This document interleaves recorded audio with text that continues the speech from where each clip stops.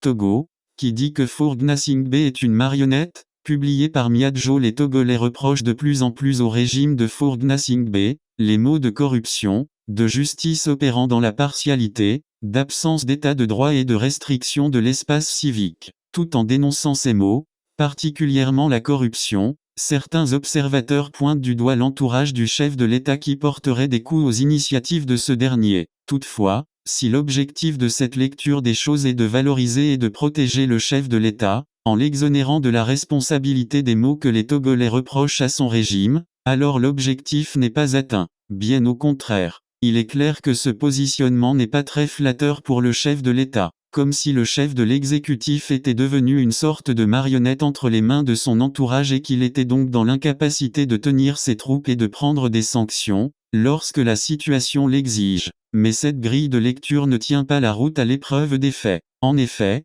qui dans ce pays n'est pas au courant que des décisions du chef de l'État ont conduit à la chute de personnalités précédemment considérées comme des piliers du régime? Certaines d'entre elles opéraient au cœur du système, et même jusque dans le cercle familial le plus restreint. Cette déchéance de statut social subie par des barons du régime se compte aussi bien parmi des civils de la haute administration qu'au sein des officiers les plus gradés de l'appareil militaire. N'a-t-il pas écarté sans ménagement des officiers faiseurs de roi qui ont été au cœur de la répression de la population au moment de sa prise de pouvoir, avec des centaines de victimes à la clé, il y a 18 ans? Non.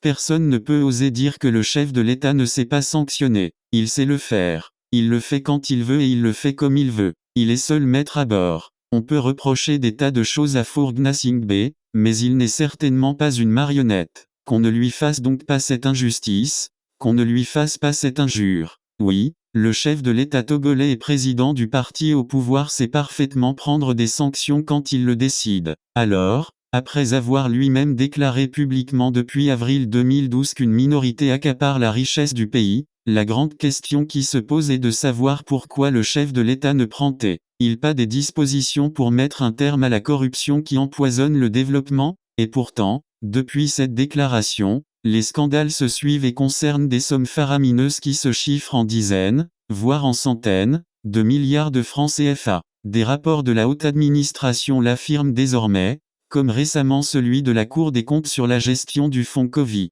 D'ailleurs, à ce sujet, la plainte déposée par des organisations de la société civile sur ce scandale soulevé par la Cour des comptes est classée sans suite par la justice. Tout cela est incompréhensible. Évidemment, cette incompréhension entraîne de nombreuses interrogations. Le chef de l'État ne sanctionne-t-il que lorsque le sujet de reproche touche d'une certaine façon à son propre pouvoir, comme le cas de son frère condamné par la justice à 20 ans de prison pour atteinte à la sûreté de l'État? Le chef de l'État ne sévit-il que sous la pression que des puissances occidentales exerceraient? Ou simplement, le chef de l'État a-t-il tellement laissé la corruption s'enraciner sans réagir sérieusement, que faire le ménage aujourd'hui reviendrait à se dépouiller soudainement d'un grand nombre de fidèles soutiens du régime, le fragilisant par la même occasion? En définitive, pour le président du parti au pouvoir, l'équation s'est considérablement compliquée, car l'impunité est comprise dans son propre camp comme une tolérance à la corruption.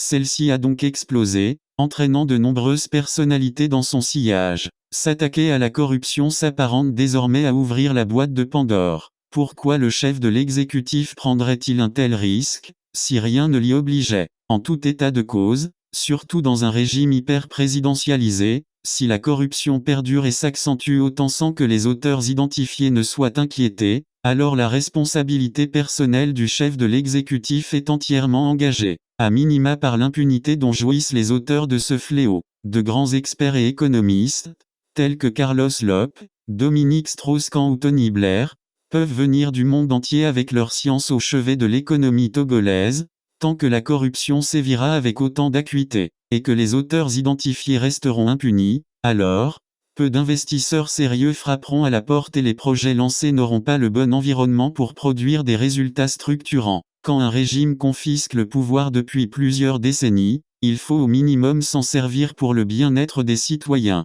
ce qui est loin d'être le cas aujourd'hui au Togo. Il faut remettre l'éthique dans la gestion de la chose publique. Les Togolais ont une forte attente de voir la corruption combattue et sérieusement contenue. Gamezu.